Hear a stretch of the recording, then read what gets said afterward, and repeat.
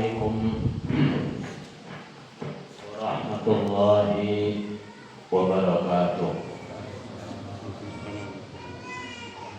إن الحمد لله نحمده ونستعينه ونستغفره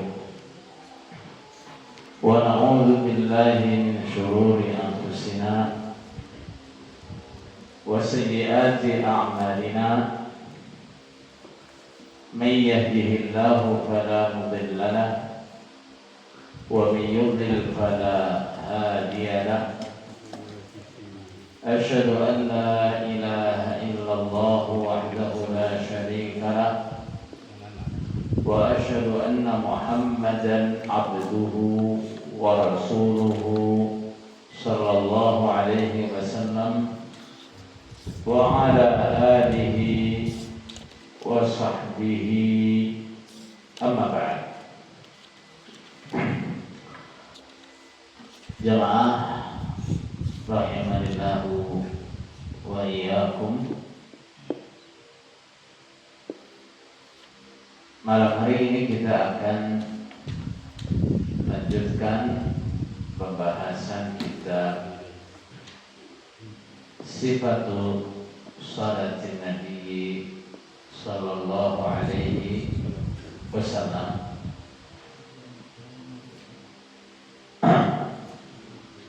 Atau tata cara salat Nabi sallallahu alaihi wasallam. Di kajian sebelumnya kita sudah selesaikan pembahasan masalah sutra.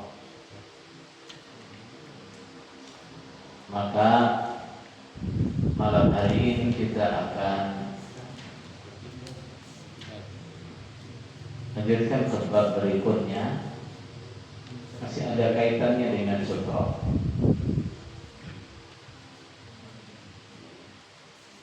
Qala al-muallif asy-syaikh rahimahullahu ta'ala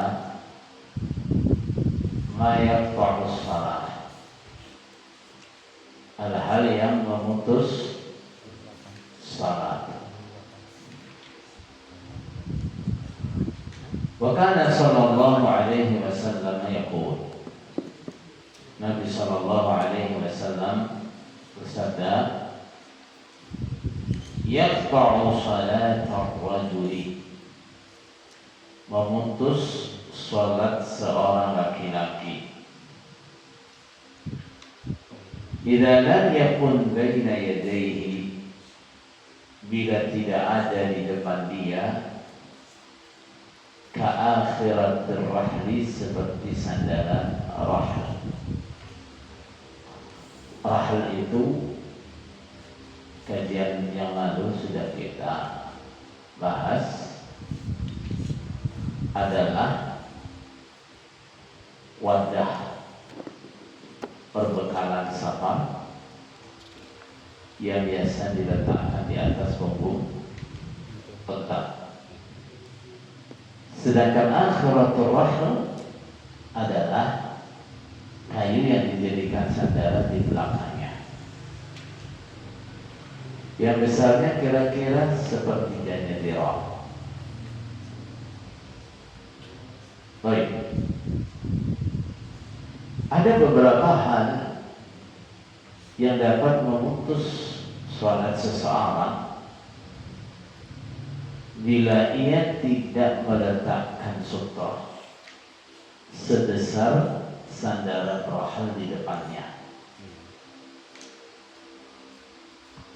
Yang pertama adalah al-mar'atul haid, perempuan yang sudah haid, artinya perempuan yang sudah balik.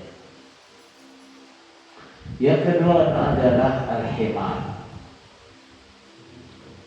Yang ketiga adalah al-kalbul aswad, anjing yang hitam. Tiga hal ini dapat memutus salatnya seseorang apabila dia tidak meletakkan sutra di depannya. Qala Abu Dzar Qultu ya Rasulullah, ma balul aswadi minal ahmar. Abu Dhar bertanya kepada Rasulullah, wahai Rasulullah, apa bedanya anjing yang hitam dengan anjing yang merah? Kenapa yang hitam dapat memutus salat, yang merah tidak dapat memotong salat? Faqala al-kalbul aswadu syaitan. Anjing yang hitam itu syaitan, maka dapat memotong salat. Masalah, apa yang dimaksud dengan memotong salat di sini? Yang dimaksud dengan memotong salat, menurut sebagian ulama, termasuk diantaranya penulis kitab ini, itu Syekh Al-Albani rahimahullah ta'ala, arti memotong salat adalah membatalkannya. Sementara ulama-ulama yang lain mengatakan yang dimaksud memotong salat di sini adalah merusak kekhusyuannya, tapi tidak membatalkan salatnya, tapi merusak kekhusyuannya. Baik.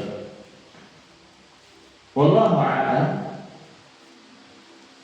Pengertian yang kedua sepertinya itu yang lebih kuat, bahwa yang dimaksud dengan memotong salat di sini adalah merusak kekhusyuannya, bukan membatalkan salatnya.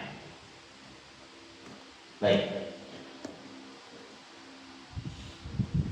Maka hadis ini kembali mengingatkan kepada kita tentang sangat dianjurkannya meletakkan sutra ketika salat. Dan juga sudah kita jelaskan sebelumnya bahwa sunnah meletakkan sutra itu tidak hanya ketika kita khawatir bila di depan kita nanti ada orang yang lewat atau tidak. Ada kekhawatiran itu atau tidak, tetap dianjurkan meletakkan sutra. Baik. Masalah berikutnya, as-salatu tijahal qabr. Salat menghadap ke kuburan. Wa kana yanha 'anil salati tijahal qabr. Nabi Shallallahu Alaihi Wasallam melarang salat menghadap ke kuburan. Fayaqulu la tusallu ila al-qubur wa la tajlisu 'alaiha. Nabi mengatakan jangan salat menghadap kuburan dan jangan duduk di atas kuburan. Kita ketahui bahwa syariat Islam dalam masalah kuburan itu tengah-tengah. Apa itu? Tidak berlebih-lebihan dalam mengagungkannya dan tidak merendahkannya. Syariat Islam melarang kita merendahkan kuburan, seperti duduk-duduk di atas kuburan, apalagi buang kotoran di kuburan. Itu semua dilarang. Tapi juga melarang apa? Berlebih-lebihan dalam memuliakannya. Termasuk berlebih-lebihan dalam memuliakannya seperti kuburan dikasih penerangan, kasih lampu-lampu, dibuat bangunan-bangunan, dihias-hiasi. Ini berlebih-lebihan dalam memuliakannya. Itu juga dilarang. Baik, jadi kuburan itu dihormati, tapi tidak berlebih-lebihan.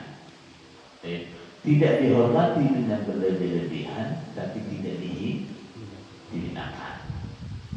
Baik. Kenapa berlebih-lebihan dalam menghormati atau mengagungkan kuburan itu dilarang?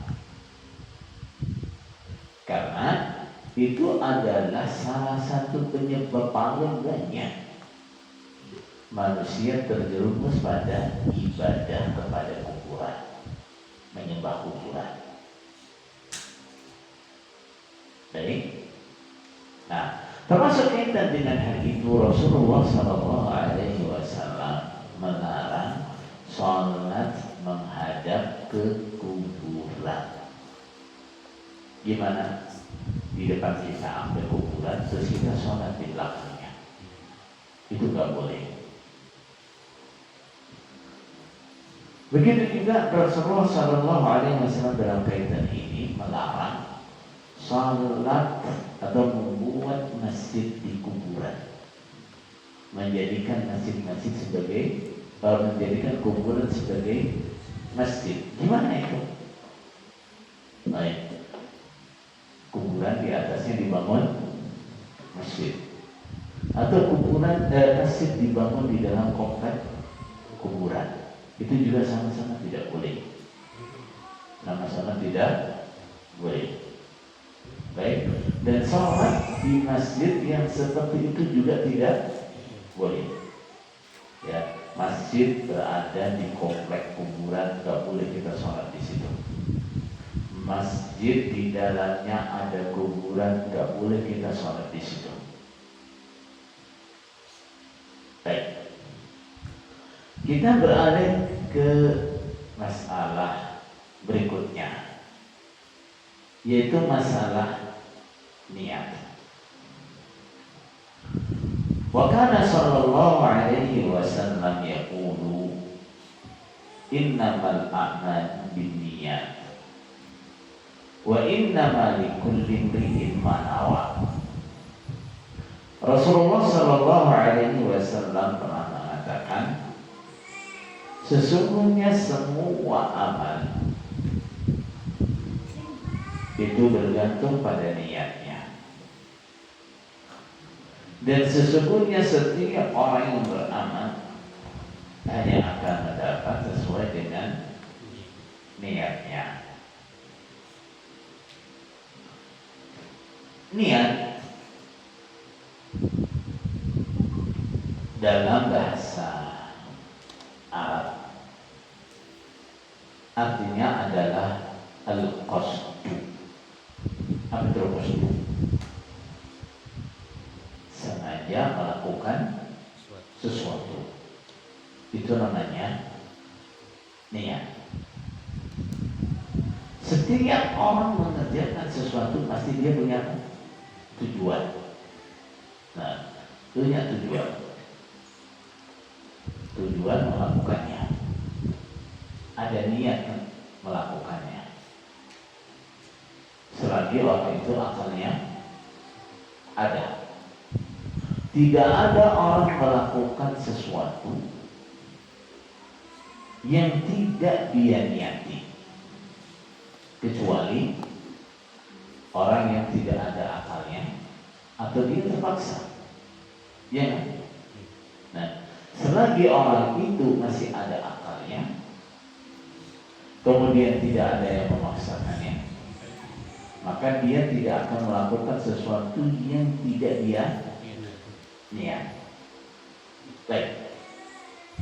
Rasulullah Shallallahu Alaihi Wasallam mengatakan semua amal itu bergantung pada niat.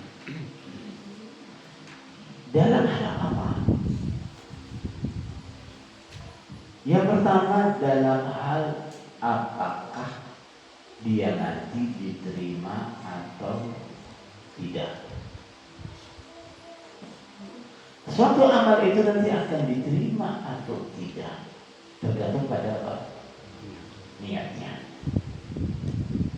Nah, niat ketika kita kaitkan dengan diterima atau tidaknya amal, maka yang dimaksud di sini adalah apa? Ikhlas. Baik, ikhlas. Apa itu ikhlas? Tujuan orang beramal hanya Allah Subhanahu wa Ta'ala. Dan ini yang paling banyak pembahasannya dalam syariat ini. Ya, apa itu? Nah, masalah ikhlas itu. Masalah ikhlas itu. Karena apa?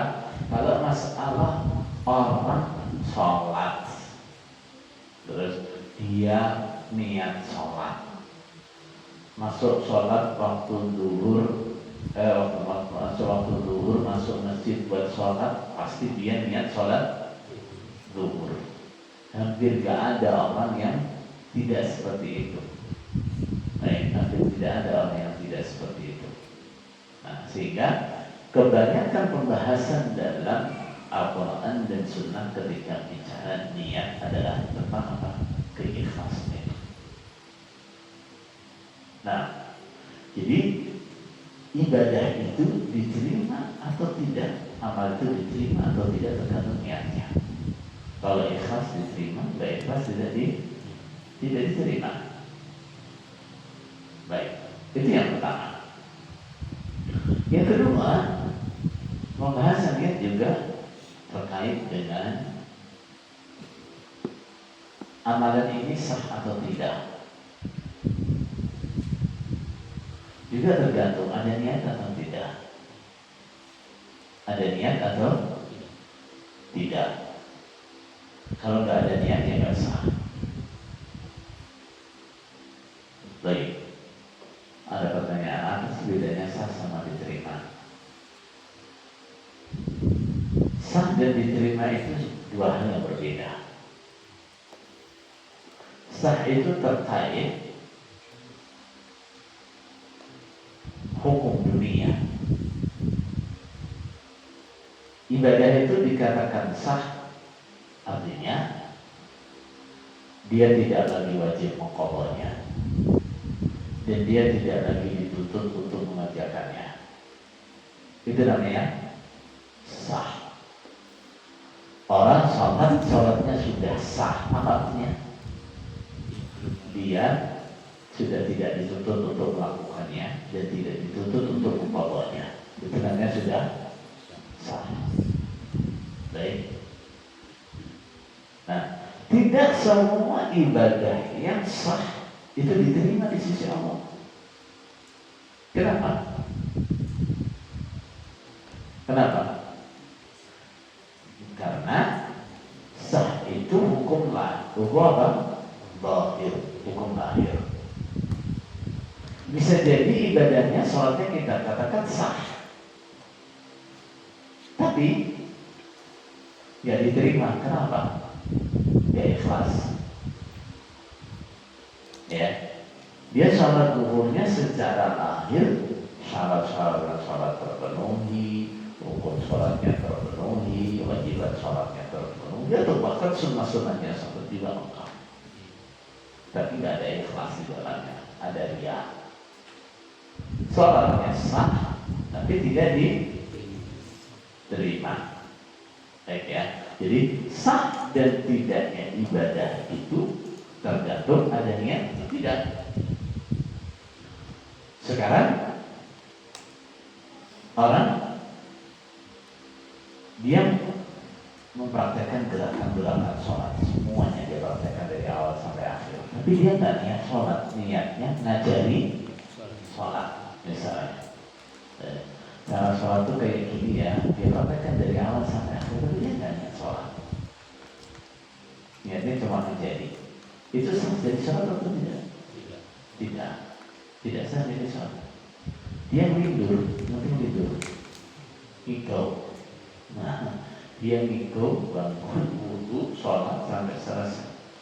Sah tidak sholatnya? Gak sah. Gak ada niat. Nah, dia ngigau. Baik ya. Baik. Jadi sah atau tidak itu tergantung niat. Kemudian yang membedakan antara ibadah satu dengan ibadah yang lain juga apa? Niat. Orang sama-sama sholat 2 rakaat. Itu sholat apa? Sholat subuh apa? 2 rakaat sunnah subuh fajar. 2 rakaat sunnah fajar.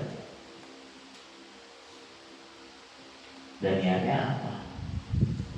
Niatnya apa? Nah, misal ada muadzin atau marbot di masjid yang sepi masjidnya. Ada subuh, dia ada terus sholat 2 rakaat. Sampai waktunya iqamah nggak ada jamaah yang datang. Bisa nggak terus dia bilang, ya sudahlah sholat 2 rakaat saya tadi itu buat subuh gitu? Bisa? Tidak. Kenapa? Niatnya bukan sholat subuh. Niatnya adalah sholat sunnah fajar. Baik, niatnya adalah sholat sunnah fajar. Walaupun prakteknya sama. Orang punya tanggungan mengqadha Ramadan.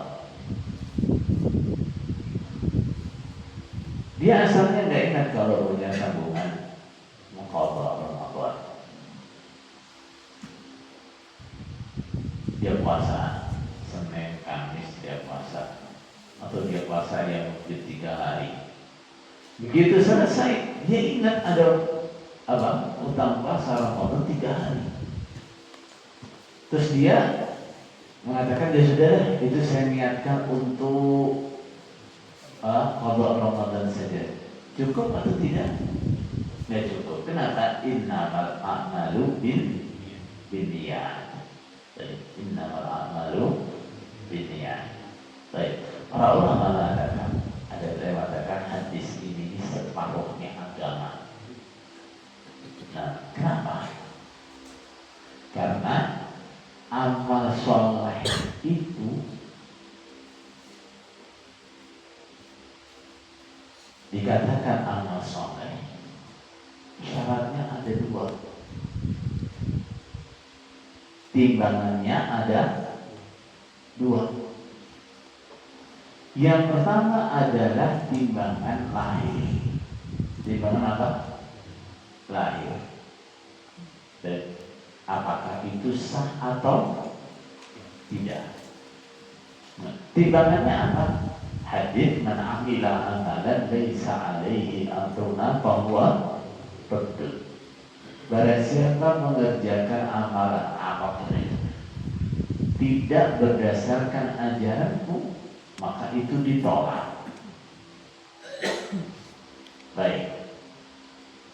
Itu yang pertama, timbangan secara zahirnya, lahirnya.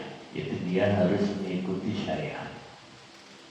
Timbangan yang kedua adalah hadis ini. Innamal a'malu binniyat. Amalan itu tergantung pada niatnya. Tergantung pada niatnya. Baik.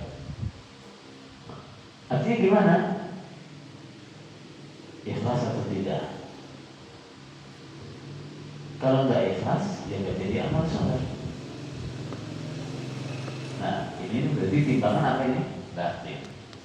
Timbangannya secara batin. Ada ikhlas atau tidak? Nggak ada ikhlasnya, nggak jadi amal soleh. Paham ya? Jadi ibadah itu dikatakan amal soleh, dikatakan ibadah. Kalau satu mengikuti syariat, yang kedua ikhlas. Sudah ikut syariat, tapi nggak ikhlas, jadi amal soleh? Tidak. Baik. Sudah ikhlas, tapi tidak mengikut syariat, jadi amal soleh? Tidak. Baik. Masalah yang lain terkait dengan masalah niat.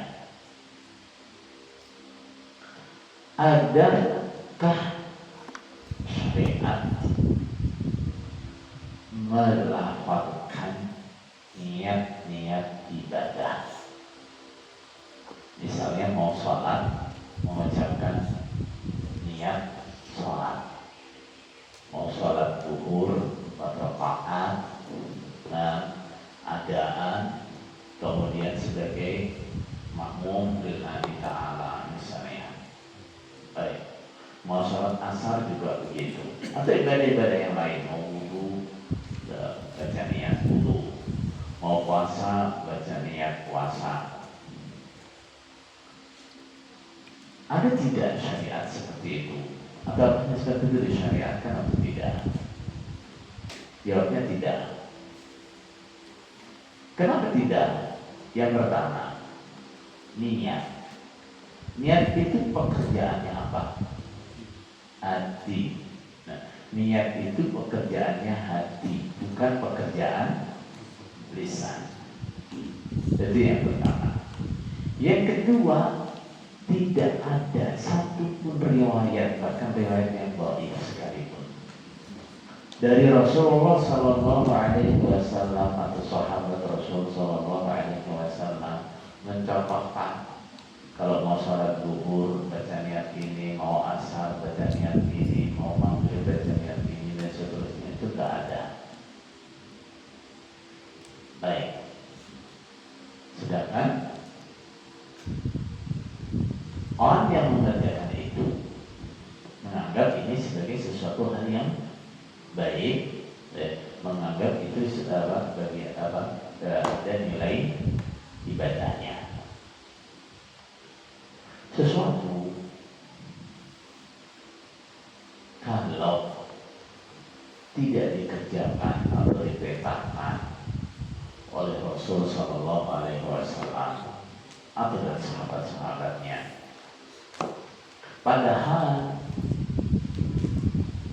tidak ada sesuatu yang menghalangi untuk dilakukannya. Yang seandainya itu mau dilakukan zaman Rasul juga bisa.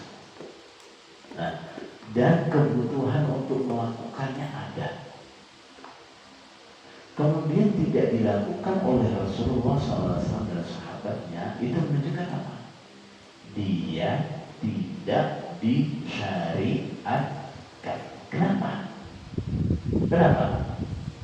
Rasul dan para sahabat itu adalah orang-orang yang paling semangat, paling senang dengan amal soleh, dengan kebaikan. Sehingga kalau ada satu kebaikan yang mungkin bisa dikerjakan dan mereka tahu itu sebagai kebaikan, mereka pasti adalah orang-orang yang pertama mengerjakannya. Kecuali memang ada halangan. Apa halangannya? Misal Rasulullah SAW bertanya, punya keinginan membangun Ka'bah sesuai dengan kondisinya Nabi Ibrahim alaihissalam. Rasulullah ingin itu, tapi Rasulullah khawatir mempengaruhi keimanan orang-orang Quraisy. Kenapa? Mereka rata-rata waktu itu baru masuk Islam. Mereka kebanyakan baru masuk Islam waktu Fathu Makkah. Ini kalau terus Ka'bah yang jadi simbolnya Islam dibongkar, kemudian dibangun lagi, itu bisa bahaya buat iman mereka. Maka tidak dilakukan oleh Rasulullah SAW. Kemudian zaman Abdullah bin Zubair itu dia lakukan. Apa yang dilakukan Abdullah bin Zubair tidak. Kenapa? Itu ingin dikerjakan oleh Rasulullah, tapi ada halangannya. Baik. Begitu juga sesuatu itu baik.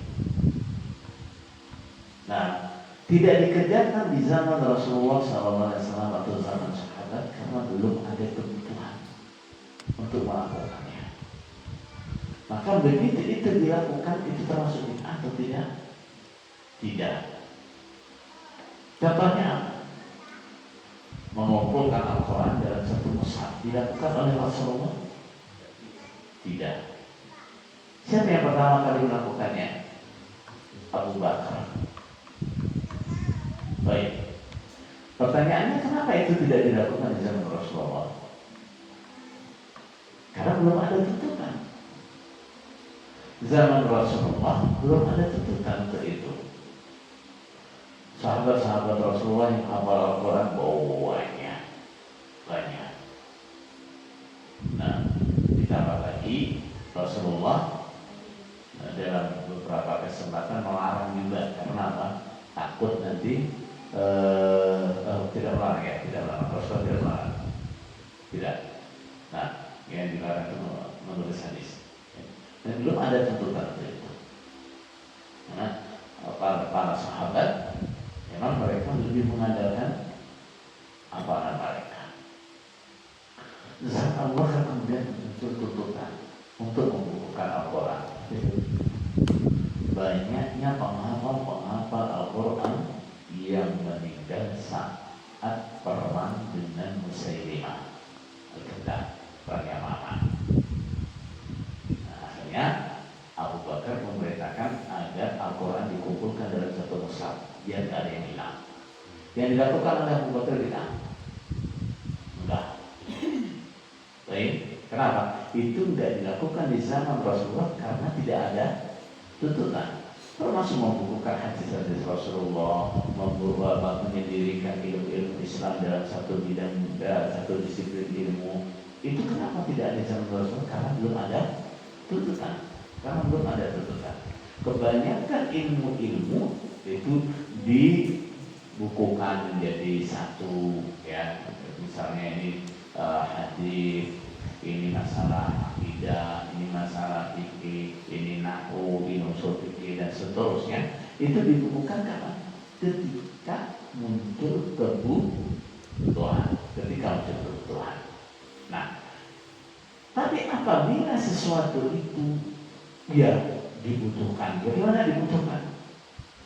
Dia dianggap sebagai ibadah, dia dianggap sebagai amal saleh. Berarti yang dibutuhkan kan? Dibutuhkan.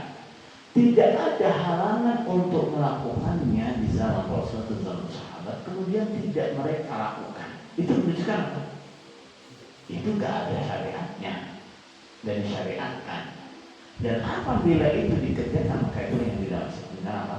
Bid'ah. Itu yang dimaksud dengan bid'ah. Baik.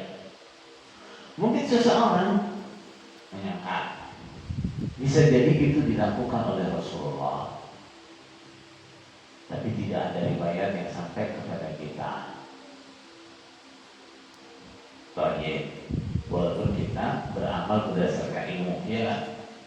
Nah, kalau nggak ada ilmunya, nah kita nggak menerka-nerka, tidak. Tapi baik dikatakan begitu, ada kemungkinan begitu misalnya. Ada kemungkinan sesuatu dikerjakan oleh Rasulullah, tapi riwayatnya tidak sampai kepada kita. Baik. Tapi masalah sholat, wudu dan sebagainya itu adalah ibadah-ibadah yang dikerjakan setiap hari oleh Rasulullah SAW. Bahkan enggak satu hari sekali, sehari minimal 5 kali, dan itu dilakukan di depan banyak sahabat. Rasulullah SAW selalu berjamaah. Seandainya itu dikerjakan oleh Rasulullah SAW, mungkin enggak. Terus enggak ada sahabat yang tahu, enggak ada sahabat yang meriwayatkannya, mungkin tidak. Mungkin. Apalagi melihat sahabat-sahabat Rasulullah SAW yang begitu bersemangat meriwayatkan hadis-hadis Rasulullah SAW, bahkan di masalah-masalah yang lebih sepele daripada masalah ini. Seperti apa? Masalah cara istinja, masalah tata cara makan dan seterusnya. Itu mereka riwayatkan loh. Masalah-masalah yang seperti ini bila ada dikerjakan contohnya oleh Rasulullah SAW terus tidak ada riwayat sama sekali. Logis? Gak logis. Ya gak? Baik. Masalah yang berikutnya adalah masalah takbir. Yang dimaksud di sini adalah takbiratul ihram.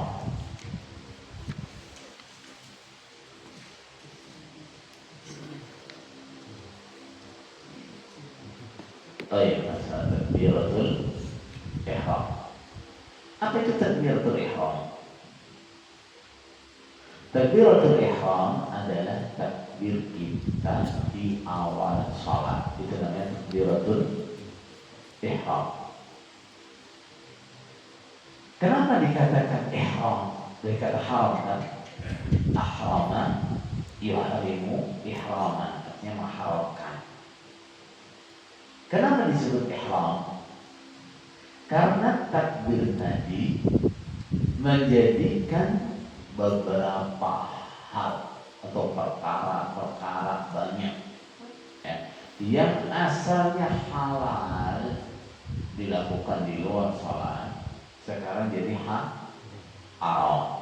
Makan minum asalnya halal jadi haram, berbicara asalnya halal jadi haram, tolak-tolak asalnya halal jadi haram. Maka dia disebut dengan takbiratul ihram. Baik. Qala thumma kana sallallahu alaihi wasallam yastaftihu as-salata biqawlihi Allahu akbar.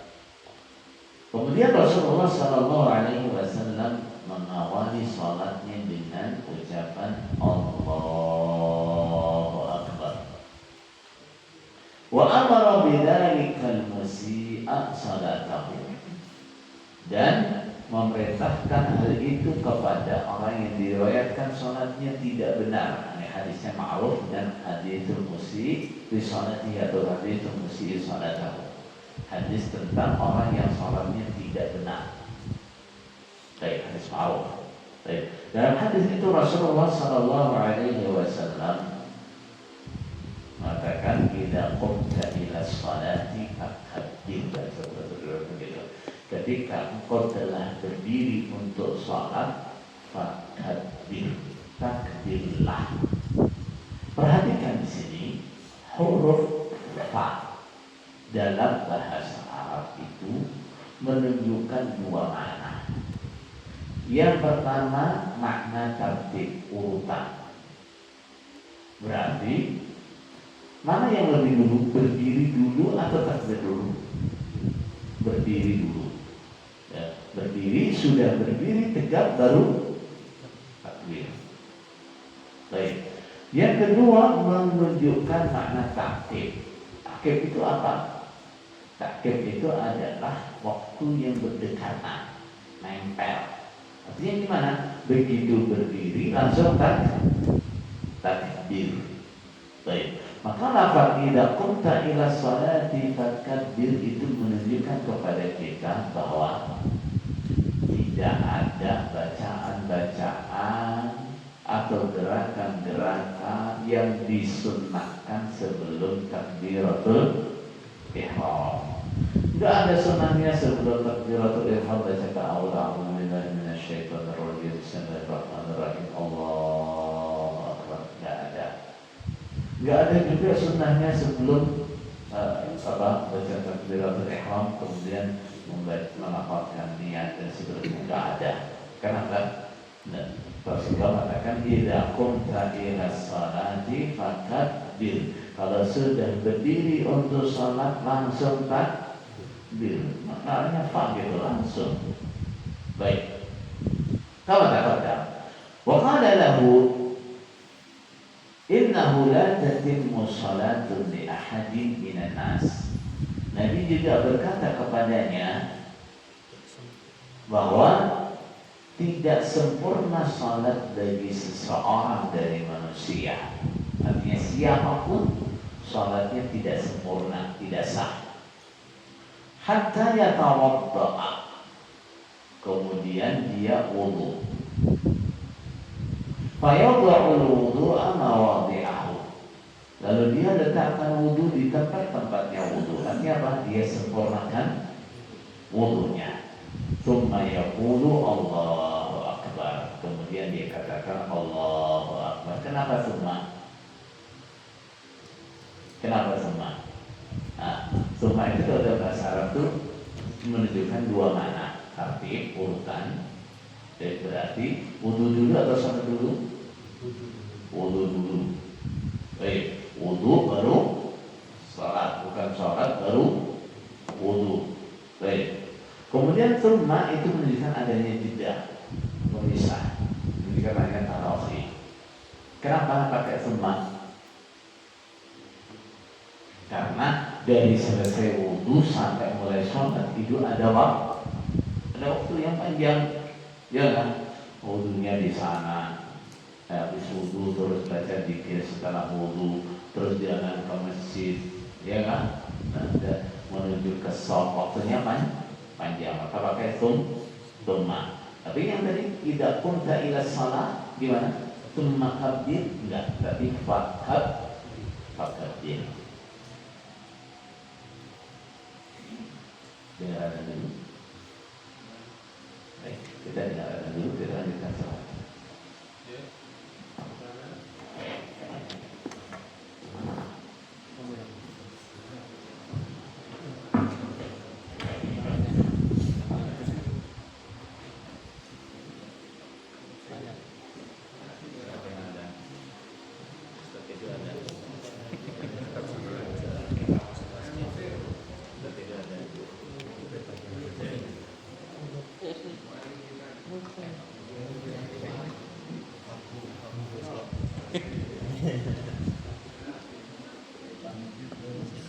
Pada sedang ada nanti. Tanah yang ada.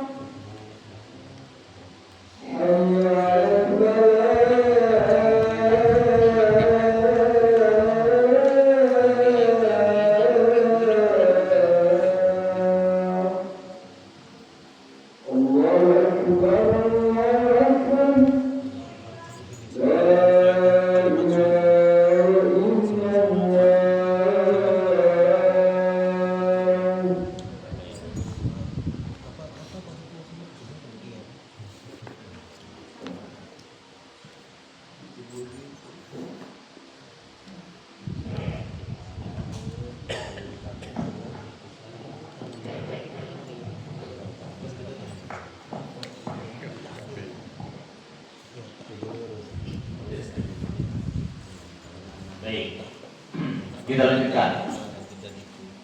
Bismillah.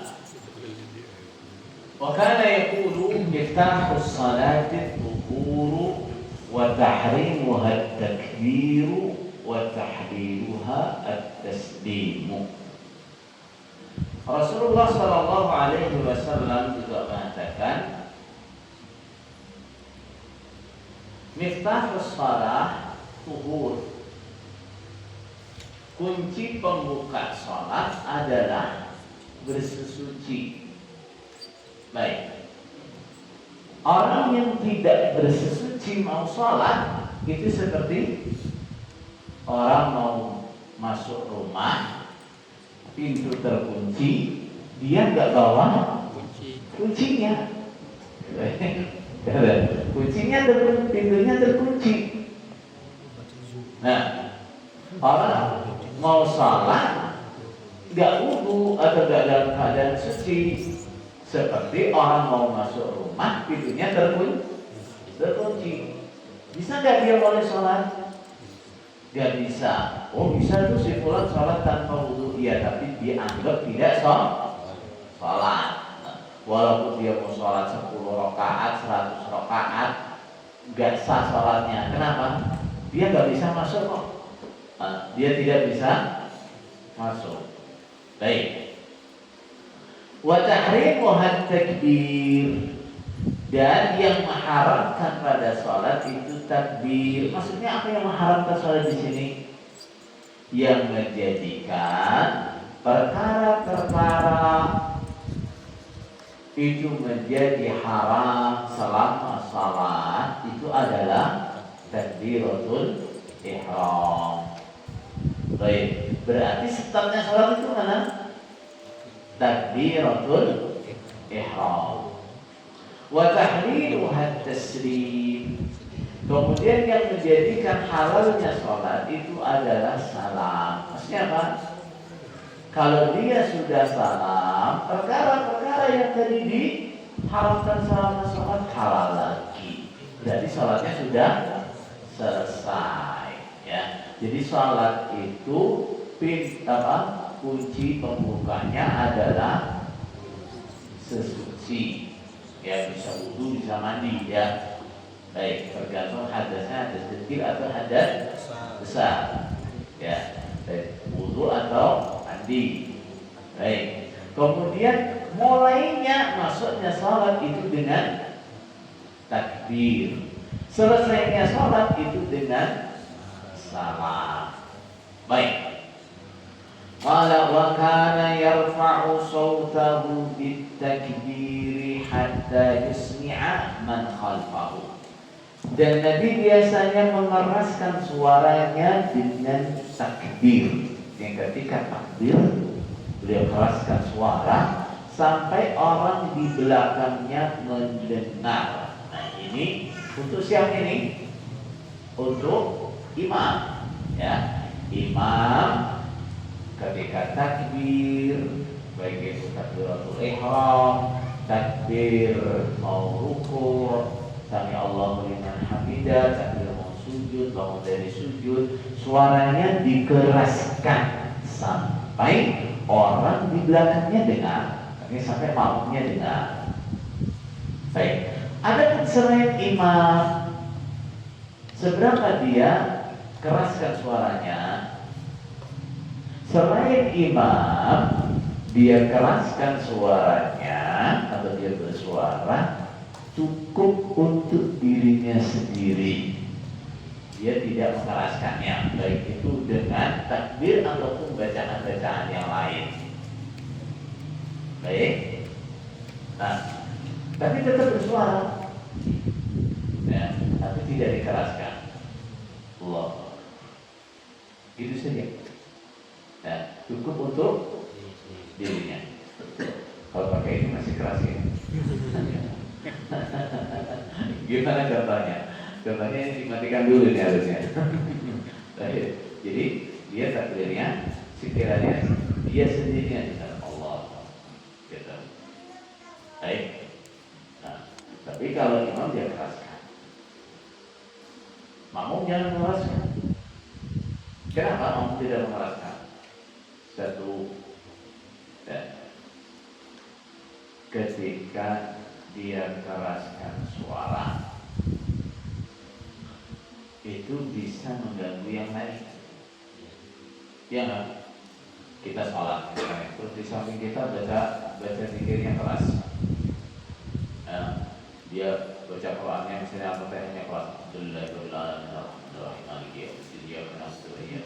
Itu pas di samping kita. Kita terganggu nggak? Terganggu. Ya, kita terganggu. Nah, terus pas takbir, pas sujud dia baca keras. Subhana rabbiyal a'la, subhana rabbiyal a'la, subhana rabbiyal a'la. Yang di sampingnya terganggu atau tidak? Sangat. Terganggu, pasti terganggu. Baik. Yang kedua, nggak ada keperluan dia meraskan itu, nggak ada keperluan. Buat apa dia keraskan? Untuk diikuti yang lain? Dia bukan imam. Nggak ada keperluan. Bahkan kadang-kadang terjadi mafsadah yang lebih besar. Gimana? Misal sholat zuhur atau sholat asar, saat imam tidak keras bacaannya. Tiba-tiba ada orang masuk takbir dengan suara keras, Allahu Akbar. Dia mengira imam rukuk. Akhirnya orang yang mengira imam rukuk dia. Padahal imamnya belum rukuk. Dan tadi suara siapa? Orang baru datang, takbirnya keras. Baik ya. Jadi selain imam, takbirnya dan bacaan-bacaan yang lainnya itu sekiranya didengar oleh dirinya sendiri. Baik. Qala wa kana idza marida rafa'a Abu Bakr sawtahu yuballighu an-nasa takbirahu sallallahu alaihi wasallam. Dan ketika Rasulullah sakit, suaranya lemah, maka Abu Bakar mengeraskan suaranya agar yang lainnya mendengar takbir Rasulullah Sallallahu Alaihi Wasallam. Baik, ini dasar bolehkannya adanya muballigh dalam sholat ketika dibutuhkan. Muballigh dalam sholat itu seperti apa? Seperti saya di Masjidil Haram atau Masjid Nabawi. Itu kan masjidnya besar sekali. Masjidnya besar sekali, jamaahnya banyak sekali. Baik. Terkadang takbirnya imam saja itu jamaah atau makmum ada yang tidak dengar. Nah, maka setiap kali imam takbir Allahu Akbar, ada muballigh yang mengulangi, yang mengeraskan takbir Allahu Akbar. Baik. Ketika imam mau rukuk juga begitu, Allahu Akbar, Allahu Akbar. Itu namanya apa? Muballigh. Kapan dibolehkan itu? Ketika dibutuhkan. Tapi kalau nggak dibutuhkan, masjidnya nggak terlalu besar, sudah ada mikrofon, misalnya mikrofonnya cukup keras, perlu nggak ada muballigh? Nggak perlu, ya, nggak perlu. Makanya di Arab Saudi misalnya kita nggak menjumpai ada muballigh di selain Masjidil Haram dan Masjid Nabawi. Masjid-masjid yang lain walaupun masjidnya gede-gede, itu gedenya nggak ada separuhnya Nabawi, nggak ada seperempatnya. Tapi nggak perlu pakai muballigh. Karena apa? Ini dibutuhkan dari dibutuhkan. Baik ya. Jadi kalau memang diperlukan maka boleh atau disyariatkan adanya muballigh. Misal dibutuhkan gimana? Kita sedang sholat jamaah nih, apalagi masjidnya 2 lantai yang ada gede, tiba-tiba pengeras suaranya mati. Baik. Kemudian takbirnya imam gak terlalu keras. Orang yang di belakang imam mengulangi atau sebagian makmum mengulangi supaya yang lainnya dengar. Dia ulangi Allahu Akbar. Itu disyariatkan atau tidak? Nah, disyariatkan. Baik ya? Baik. idza qala al-imam Allahu akbar faqulu Allahu akbar. Rasulullah juga mengatakan ketika imam membaca Allahu akbar, maka kalian juga ucapkan Allahu akbar. Perhatikan di sini. Fakulu pakai huruf apa? Fa. Itu apa tadi menunjukkan? Satu, takbir urutan. Yang kedua, takbir. Berarti takbirnya makmum kapan? Setelah takbirnya imam. Baik. Terus setelah takbirnya imam itu segera atau agak nanti? Segera. Ya, begitu imam takbir Allahu akbar selesai, makmum takbir Allahu akbar. Baik. Jadi bukan imam makmum sudah Allahu akbar. Biarkan imam selesai dulu. Allahu akbar, kita ikut Allahu akbar. Baik ya. Itu yang pertama. Yang kedua, jangan ditunggu lama-lama. Ya, begitu sudah selesai imam Allahu akbar, kita langsung Allah. Wa idza raka'a farka'u. Ketika imam rukuk, segera ikut rukuk. Ketika imam sudah rukuk, segera ikut rukuk. Jangan nanti dulu, saya masih kurang puas. Mulai. Baik. Wa idza sajada fasjudu. Ketika imam sujud, kalian segera ikut sujud. Wa idza raka'a farka'u, dan seterusnya. Ya, jadi begitu cara bermakmum. Cara bermakmum seperti itu yang benar. Gimana? Mengiringi imam. Mengiringi imam. Imamnya takbir, segera susun takbir. Imam sudah rukuk, segera susun rukuk. Imam sujud, segera susun sujud, dan seterusnya. Baik. Kita beri satu masalah lagi ya. Baik. Raf'ul yadaini, masalah mengangkat tangan. Wa kana yarfa'u yadayhi taratan ma'a at-takbir wa taratan ba'da at-takbir wa taratan qabla at-takbir. Nah, Rasulullah terkadang mengangkat tangannya bersama dengan takbir. Gimana? Dari bersama dengan awalnya takbir, berakhir dengan akhirnya takbir. Allahu akbar. Baik. Terkadang setelah takbir Allahu akbar baru angkat tangan. Terkadang sebelum takbir angkat tangan dulu Allahu akbar. Jadi boleh. Ya. Jadi boleh gimana? Allahu akbar. Boleh?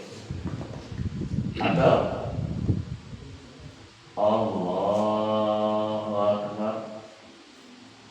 Atau Allahu akbar. Baik. Sudah. Masalah berikutnya, wa kana yarfa'uhuma mamdudatal asabi'i.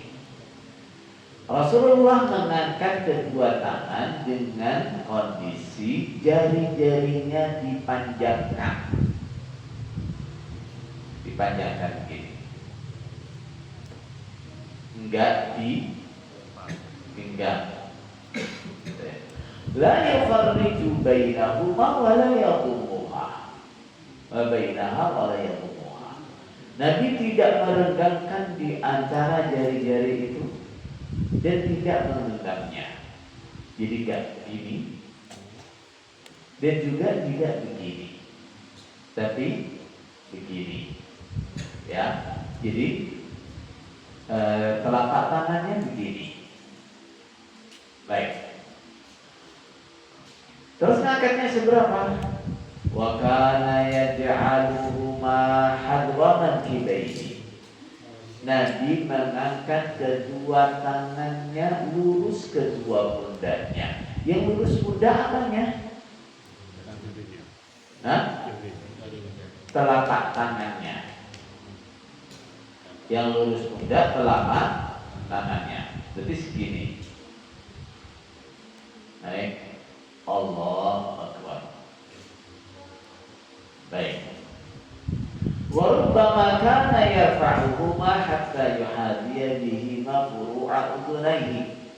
Terkadang Nabi juga mengangkat kedua tangannya sampai lurus daun telinganya. Sampai segini. Allah. Terkadang juga begitu. Baik. Jadi angkat tangan ketika takbir. Sunnahnya bagaimana? Sunnahnya gimana? Tangan dipanjangkan, jari-jarinya nggak nekuk begini. Baik, nggak begini juga.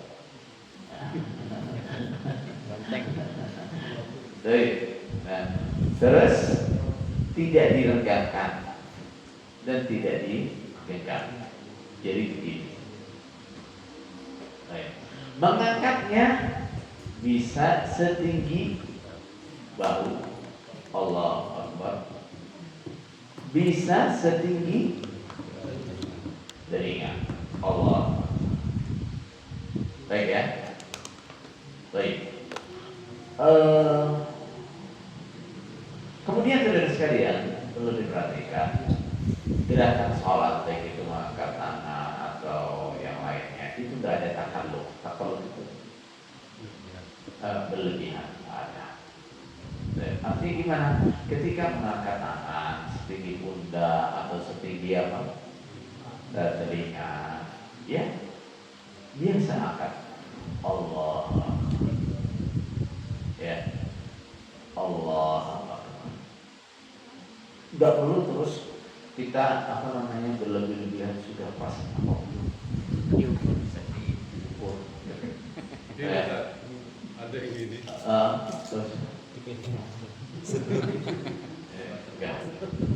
nggak perlu takalluf, nggak perlu takalluf. Kira-kira kalau mau lurus pundak kira-kira sudah lurus, gitu aja ya. Mau lurus telinga kira-kira sudah lurus telinga, gitu saja. Nggak harus, wah nanti terus boleh pakai mata pas gitu ya. Nggak perlu. Baik. Begitu juga cara mengangkatnya juga nggak perlu ada takalluf. Seperti kan ada sebagian orang itu yang ketika mengangkat tangan, Allah, macam ini di sini. Tenaga dalam itu. Gerakan apa tuh ini? Nah, jadi biasa, ya gerakan-gerakan sholat itu nggak ada yang apa takalluf. Mana? Ya mudah, gerakannya itu mudah. Allah, Allah, nah, nggak terus Allah. Baik. Nah, kemudian sebelum kita tutup, karena besok kita akan beralih ke masalah berikutnya. Ada sunnah, tapi banyak yang kita belum terampil, bahkan Anda sendiri juga tidak terampil, karena tidak biasa begitu. Setiap mengerjakan lupa. Nah, ingatnya sudah lewat itu. Mau praktek itu lewat lagi. Gitu. Apa itu?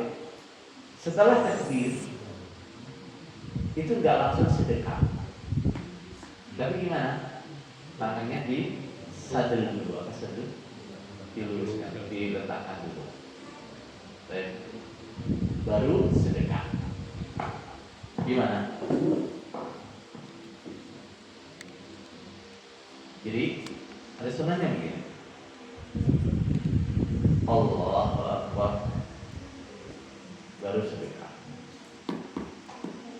Ya. Baik. Allahu Akbar, baru sedekah. Itu juga termasuk sunnah. Nah, cuma karena nggak biasa kadang mau praktek sedekah itu sedekah semua. Hah? Kalau sudah kelewat ya nggak usah sedekah lagi. Nah, namanya ditaruh sedekah lagi nggak usah. Ya, baik. Kita sekian. Ada pertanyaan? Monggo. Bagi kita yang sahabat kebetulan merupakan hari Jumat. Baik. Dan kita sudah untuk sholat Jumat. Kita kan menggantinya ya, Pak. Dan sholat dulu. Ya. Boleh tadi Pak? Boleh. Boleh ya. Boleh. Jamak juga boleh. Boleh. Boleh. Jadi kalau kita nggak ikut Jumatan, jamaah qasar zuhur dan asar boleh. Ada perbedaan itu ketika kita ikut sholat Jumat. Apakah boleh kemudian nanti jamaah dengan asar? Di situ ada perbedaan. Sebagian mengatakan boleh, sebagian mengatakan tidak boleh. Baik. Dan semoga Allah menjaga Ustaz dan keluarga Ustaz dan kita semua. Untuk masalah takbiratul ihram, ketika berdiri, apakah dituntut berdirinya itu dengan berdiri sempurna? Iya. Nah, berdiri dalam sholat itu harus berdiri yang muntasiban, berdiri sempurna. Baik. Sehingga kalau orang sengaja merunduk sampai tidak bisa dikatakan berdiri seperti itu, sah atau tidak? Tidak sah. Misalnya terus dia dia nggak ada sakit, nggak ada apa-apa, nggak ada alasan, terus sholatnya Allah sah? Enggak. Itu nggak berdiri. Kalau orang tua Ustaz? Ya? Orang tua udah ngomong. Ya itu kan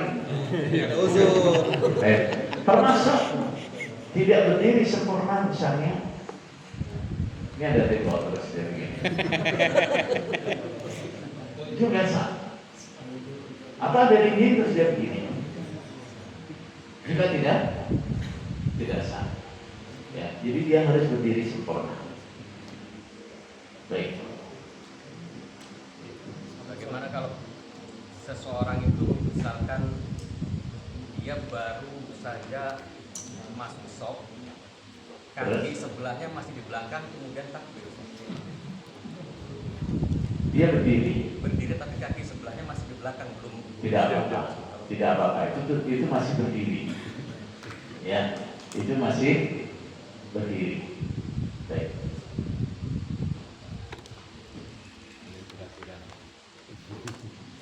Satu lagi.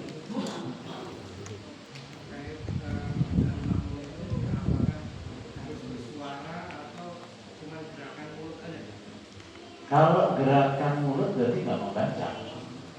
Namanya membaca itu harus ada suaranya. Tapi itu tadi suaranya cukup untuk diri sendiri. Ya, cukup untuk diri sendiri. Gitu ya. Nah, suaranya cukup untuk diri sendiri. Kalau cuma umi-umi namanya nggak baca. Gitu. Nah, namanya nggak baca. Satu lagi saya. Ya, tapi ada satu lagi. Apa? Hah? Sudah malam. Gimana? Ya ada satu lagi ya. Takut penasaran. Anak tuh sering menemukan orang yang takbiratul ihram itu terus kayaknya seolah nggak mantep, dibatalkan lagi. Gak boleh, itu was-was. Itu was-was. Hukum Ya. sholatnya dia itu gimana? Ya sholatnya sah. Ya, tapi yang itu nggak boleh. Ya, alladzina amanu athi'ullaha wa athi'ur rasul wa la tubtilu a'malakum. Jangan kalian batalkan amal kalian. Termasuk orang sudah mulai sholat terus ragu apa, terus dia batalkan sholatnya, mulai lagi, nanti lagi dia apa namanya batalkan lagi, dia ulangi lagi, ya sudah tidak boleh. Baik, ibadah yang sedang berlangsung belum selesai itu boleh dibatalkan untuk satu alasan, apa itu? Untuk berpindah kepada yang lebih afdal. Misal, saya sholat sunnah belum selesai, baru dapat satu rakaat, sudah iqamah. Kalau saya lanjutkan sholat sunnah saya nanti justru akan ketinggalan. Maka boleh saya putus sholat sunnah saya untuk segera bergabung sholat jamaah, karena itu lebih afdal. Tapi kalau bukan untuk berpindah kepada yang lebih afdal, tidak boleh membatalkan ibadah yang sedang berjalan, apalagi hanya karena ragu-ragu tadi. Ya, tadi takbir tadi dapat sama belum? Nah, tadi udah niat apa belum? Nah, misalnya itu tidak boleh seperti itu. Baik ya, baik. Subhanakallahumma wa bihamdika asyhadu an la ilaha illa anta astaghfiruka wa atubu ilaik. Wassalamualaikum warahmatullahi wabarakatuh.